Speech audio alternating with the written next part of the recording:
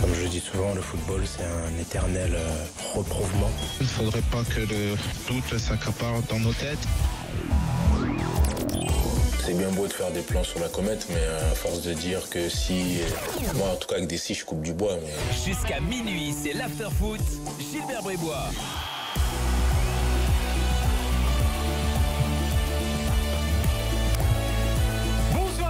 L'after est là jusqu'à minuit, l'after sur RMC, sur BFM Sport, sur rmcsport.fr. Après cette soirée de Ligue des Champions, bien sûr, on est là avec vous jusqu'à minuit, on va analyser tout ça ensemble.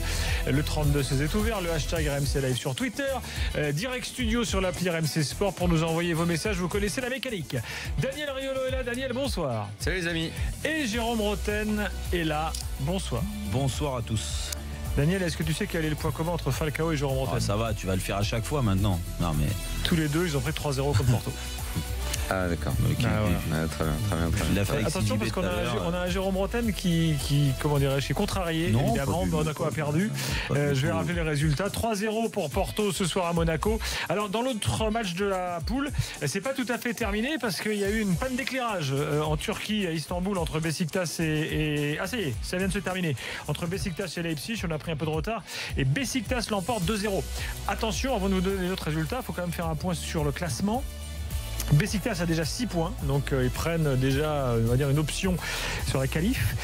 Porto a 3 points, Monaco en a 1 et Leipzig en a 1. Donc voilà, en sachant qu'il reste une double confrontation pour Monaco face à Beşiktaş à suivre donc pour les Monégasques. Les autres résultats du soir: Séville bat Maribor 3-0. Le Spartak Moscou et Liverpool font égalité 1-1. City bat le Shakhtar 2-0. Naples bat Feyenoord 3-1.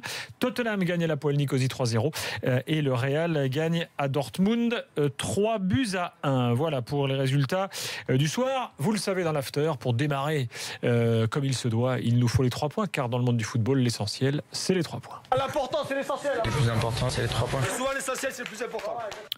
Daniel, tu veux démarrer?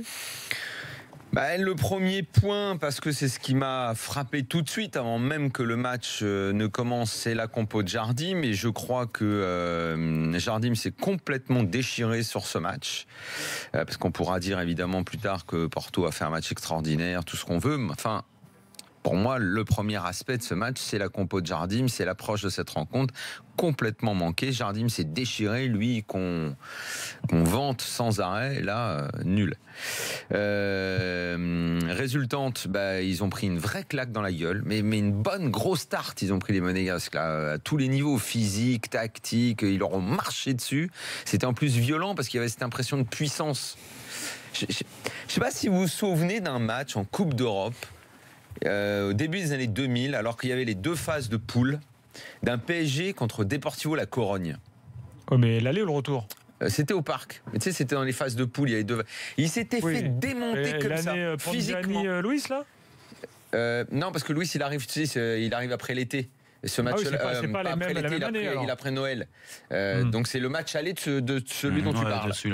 Je sais pas si Louis est là, mais je crois pas. Je crois que et ils se font, il y a Jaimilia, ces mecs-là, la méga costaud et tout. Il leur démonte la gueule, physiquement. Et là, ça m'a donné cette impression-là. Ils se sont fait écraser. Ouais, enfin lui pour le coup, il était très très technique. C'est moins physique. Et là, c'était le premier test vraiment pour Monaco cette année. Ils sont passés complètement en travers, mais en tout, quoi. Physiquement, techniquement, dans l'état d'esprit. Enfin, le 3e but, c'est terrible. Le 3e but, c'est terrible. Dans la surface, mais qu'est-ce qu'ils font? Ils voulaient s'asseoir, les mecs, et regarder les mecs de Porto. Ils lui marchent dessus. L'autre, il est par terre, il lui grimpe. Hop, je te frappe, je te remets la balle sur le côté. Enfin, c'est pas possible, c'est pas possible. Et donc, ça me conduit à mon 3e point, qui est de dire que, non, mais Porto, ça va, ok, mais bon, ça, on parle pas du Real quand même, quoi. Ça a beau être une belle équipe, tout ça. Et ils ont gagné le match en étant vraiment hyper costaud. Conceição a tout réussi dans l'approche tactique. Il a bouclé les espaces. Il a été hyper lucide, efficace, clairvoyant. Porto a fait un match très très fort, costaud. Ça m'a beaucoup plu ce qu'ils ont fait les Portugais. Et une fois de plus, comme parce que je pense que c'est un énorme défaut culturel, ça vire à la débilité à chaque fois. Et pourtant, moi, je m'étais longtemps écarté de cette débilité-là, mais je suis tombé un peu dessus cette année. Pourtant, tu vois, comme vous tous, on sous-estime les clubs portugais.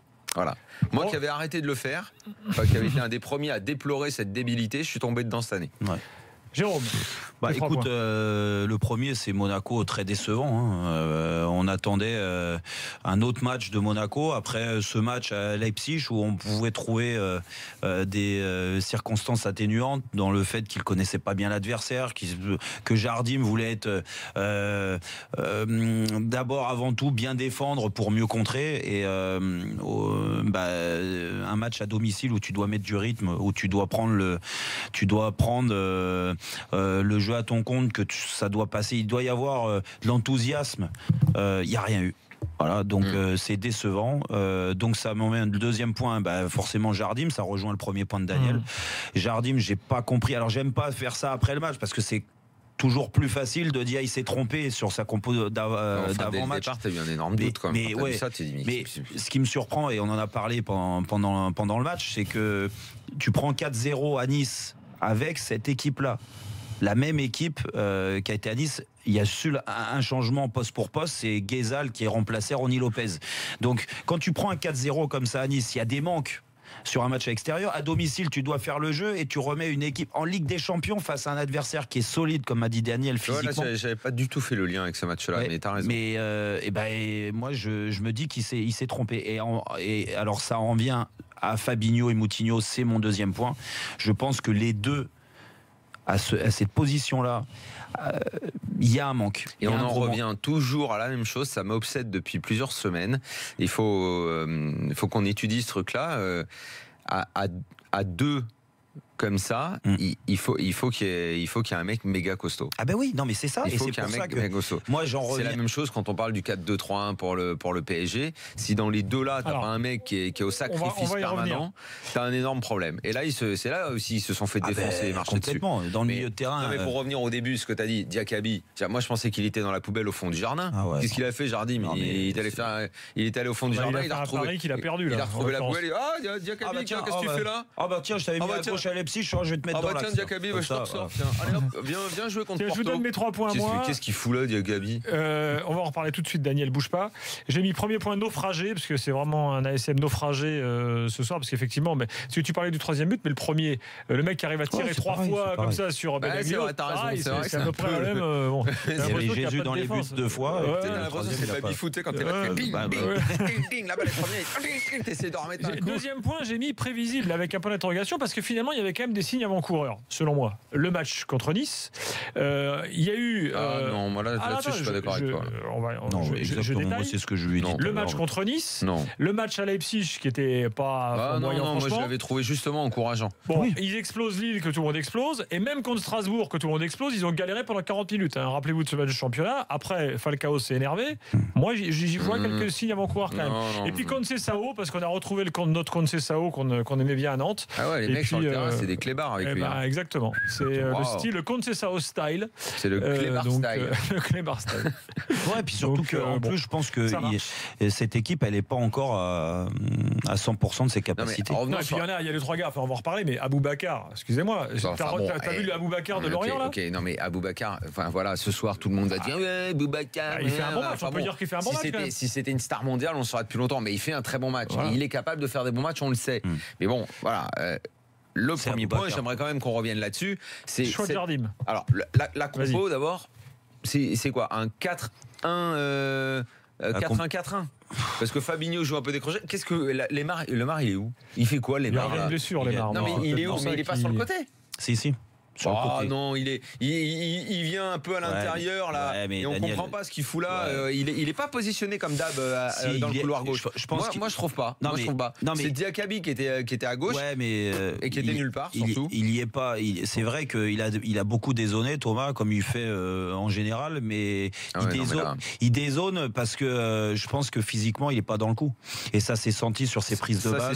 Ça c'est sûr. Et que voilà, aujourd'hui, quand tu joues vraiment milieu excentré, il faut sentir les coups. Il faut surtout aussi avoir une bonne relation avec ton latéral gauche. Ils ont jamais dédoublé. Georget et Lemar. Georget, il a été en galère. Il a fini blessé. Non, mais encore une fois, Lemar, je ne l'ai pas vu à sa place habituelle. Je l'ai vu plus à l'intérieur. Je l'ai vu ouvrir sur la gauche vers Diakaby, alors que normalement on ouvre sur lui, sur le côté. Je n'ai pas compris. Après, il y a un autre truc. Alors, je le dis, mais avec plein de guillemets, des parenthèses et tout ce que vous voulez. Il a été blessé. depuis le match aux Pays-Bas. Ouais, mais bon, c'est. Ouais, donc tu dis qu'il est dans une. Je dis, le match où il avait éclaté. Je veux rien dire. Non, mais je signale, il y a eu la blessure, mais avant qu'il se blesse, il a quand même, je crois qu'il y a 2 matchs. Oui, il est pas bon. Allez les gars, pause. Ensuite, ce on match pourra aux Pays-Bas où on en a fait, et on nous va les analyser premiers, tout ça. il faut les encaisser. On l'avait dit que ce genre de choses, ça doit s'encaisser mentalement. Jérôme a la parole dans quelques instants sur Jardim. On se quitte quelques secondes. Je rappelle simplement que Porto gagne à Monaco ce soir 3-0. Très rapidement, Beşiktaş bat Leipzig 2-0. Séville bat Maribor 3-0. Spartak Liverpool 1-1. City bat Shakhtar 2-0. Naples bat Feyenoord 3-1. Tottenham gagne à Nicosie 3-0. Et le Real gagne à Dortmund 3-1. Je signale que Nico Villas, dont j'en ai dans quelques instants. Porto qui gagne à Monaco. Forcément, il fallait qu'il y ait Villas dans l'after. Il arrive. À tout de suite.